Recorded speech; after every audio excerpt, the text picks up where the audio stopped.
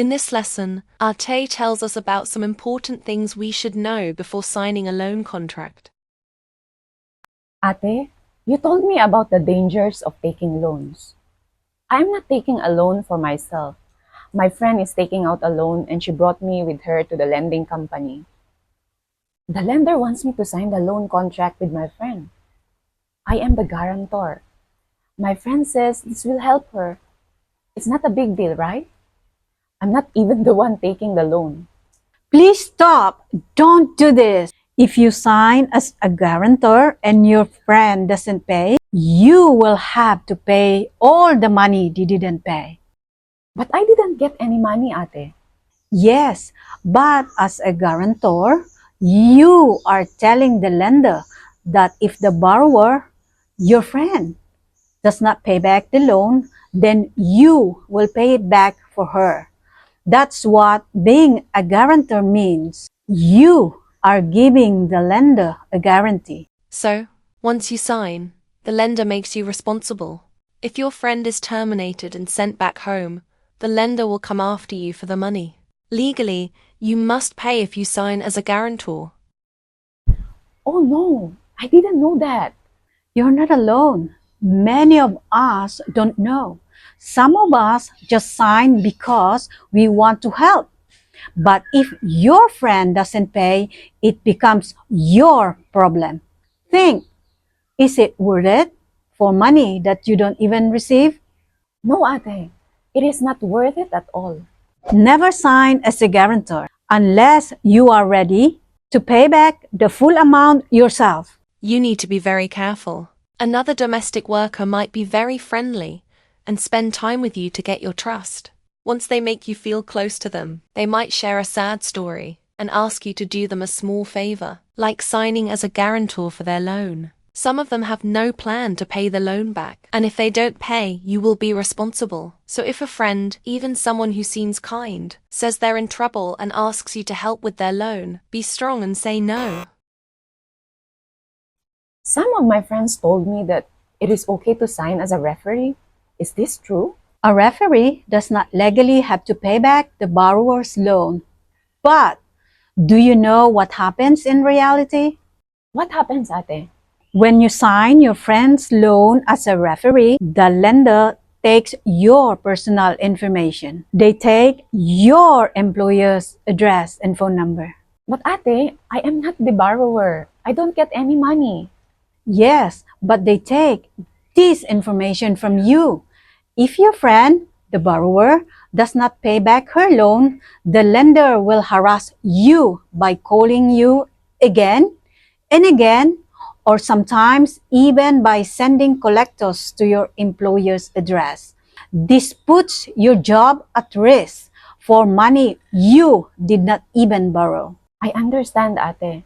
So, I must not sign loan contracts as a guarantor or as a referee? Do not sign as a guarantor or a referee. Yes, you must always remember this. Ate, what happens when two or more friends borrow money together? Yes, I know this happens a lot. The lender makes all the friends sign the same contract as co-borrowers. Is it okay for us to be co-borrowers, Ate? Suppose I want to borrow 5,000 Hong Kong dollars and my friend wants to borrow 5,000. We can both sign the same contract. The lender will give us 10,000 Hong Kong dollars and we can share that money. That's also very risky. When two people sign together, you're both individually responsible for the full loan amount. Even if I take only half the money? Yes, even if your friend takes more than half, if she doesn't pay, the lender will come after you. Don't sign as a co-borrower unless you can repay the amount that other co-borrowers fail to repay. And never co-borrow with strangers. So, Ate, if I am a guarantor or a co-borrower, I am legally responsible to pay back any amounts that the borrowers don't pay. And if I am the referee, the lender may harass me until the borrower pays them back. Yes, that is correct. Remember this always. What else should I look out for in loan contracts, ate? It is important to find the interest rate on your loan contract. This contract has an interest rate of 1.75%. That's small, right? Look again, is that monthly or yearly? Monthly, I think. This is how lenders trick you. They make you think that the loan is very cheap. Lenders must legally write the effective interest rate in the contract. Can you find that? Yes, ate. The effective interest rate is also there. Wow, the effective interest rate is big. It is 36%. Remember, we learned in the lesson all about loans that some domestic workers make the big mistake of thinking that loans in Hong Kong are cheap. They are actually very, very expensive. You take one loan at these high interest rates, and before you know it, you are in trouble and take more loans to pay off the earlier loans. Just like you saw in April's story. You don't have to know how to calculate interest rates. You can ask for help. NGOs indicated in Uplifters directory can help you calculate the effective interest rate. Ate, I have also heard some lenders say I need to leave a little savings with them, just 1,500 Hong Kong dollars, and they will return it when I finish paying the loan. That is another trick. It is your money, your savings, but the lender keeps your money and charges you interest on your own money. Do not borrow money from those lenders who keep part of your loan.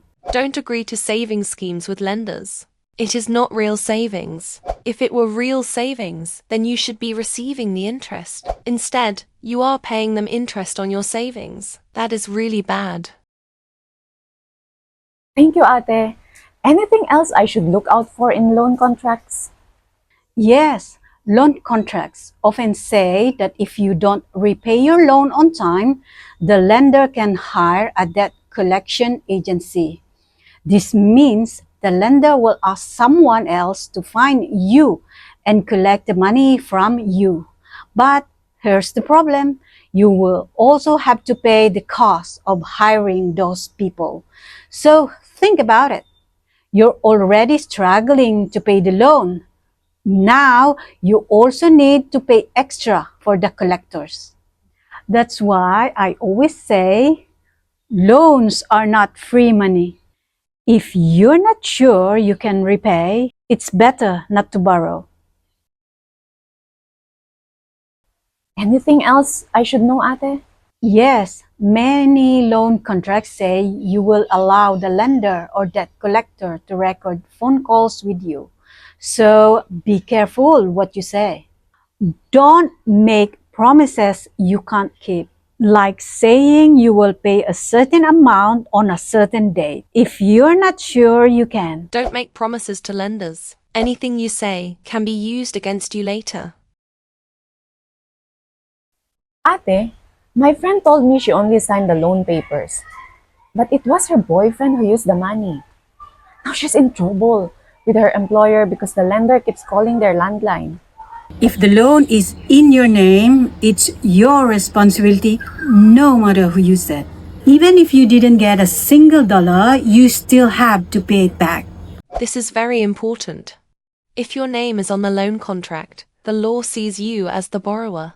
That means you're the one who must repay the loan. Be very careful what you sign. If your name is on the contract, you are the one who must pay. I know loan contracts look long and complicated, but you must understand what you are agreeing to. Otherwise, it can cost you a lot of money. Don't sign what you don't fully understand. Ask for help. NGOs can explain the small print. Remember, if your name is on the loan, the money is your responsibility.